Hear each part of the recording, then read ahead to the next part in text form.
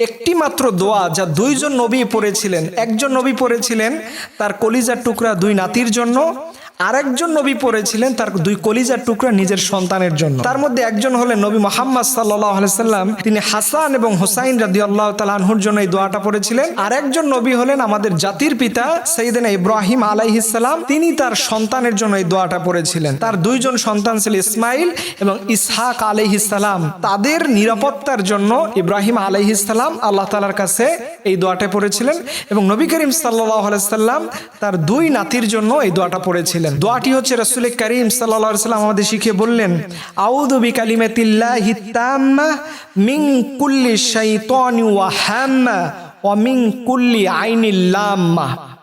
আপনি এই দোয়াটা যদি পড়তে পারেন, নিঃসন্দেহে আল্লাহ তাআলা আপনার সন্তানদেরকে, আপনার আত্মীয় স্বজনদেরকে আল্লাহ তাআলা নিরাপদ আশ্রয় নিয়ে যাবেন।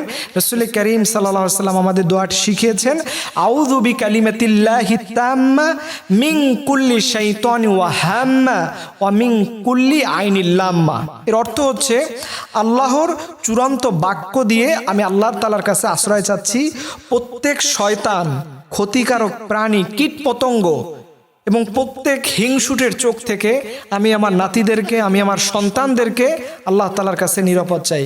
দেখেন, যেখানে আমাদের নবী করিম সাল্লাল্লাহু আলাইহি সাল্লাম তিনি তার নিজের আপন দুই নাতি হাসান এবং হুসাইনের জন্য দোয়া করলেন, এবং ইব্রাহিম আলাইহিস সালাম আমাদের জাতির পিতা, তিনি তার সন্তান ইসমাইল এবং ইসহাক আলাইহিস সালামের জন্য দোয়া করলেন।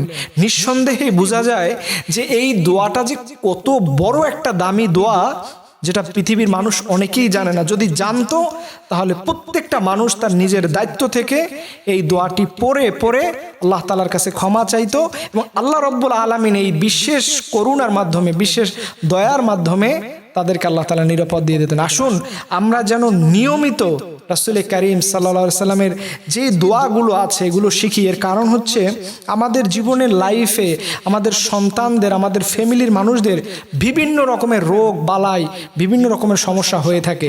এই সমস্যা থেকে বাঁচার জন্য আমরা যদি নিয়মিত এই দোয়াগুলো পড়ি এবং এই আমলগুলো করি, নিঃসন্দেহে আল্লাহ রাব্বুল আলামিন আমাদেরকে, আমাদের সন্তানদেরকে যাবতীয় মানুষের যাবতীয় হিংসুটের চোখ থেকে আল্লাহ তাআলা আমাদের সন্তানদেরকে সেভ করবেন। আসুন এর জন্য আমরা নিয়মিত রাসূল করিম সাল্লাল্লাহু আলাইহি সাল্লামের এই দোয়াগুলো আমাদের ওজিফা আমরা নিয়মিত যেন পাঠ করতে পারি, এবং এর বিনিময়ে আল্লাহ সুবহানাহু ওয়া তাআলা তিনি আমাদের সকল সন্তানদেরকে আল্লাহ রাব্বুল আলামিন সেভ করবেন। এবং এই দোয়াটা যে কত গুরুত্বপূর্ণ দোয়া জানেন, মানুষের নজর, হিংসুটের নজর লাগলে পরে আপনার সন্তান পৃথিবী থেকে চলেও যেতে পারে, মারা যেতে পারে। রাসূল বললেন যে এই হিংসুটের চোখ এতই খারাপ যে একটা উটের পিঠ থেকে মানুষটা হঠাৎ করে মাটিতে পড়ে সেও দুনিয়া থেকে চলে যেতে পারে। নিঃসন্দেহে বোঝা যায় যে মানুষের নজর লাগা এটা খুব খারাপ একটা বিষয়। এজন্য আসুন আমরা যেন প্রতিদিন আমরা এই আমলগুলো করি। আল্লাহ রাব্বুল আলামিন আমাদের সন্তান সন্ততিকে আল্লাহ তাআলা এই জাতীয় হিংসুটের নজর থেকে আল্লাহ হেফাজত করুক। সবাই আমিন।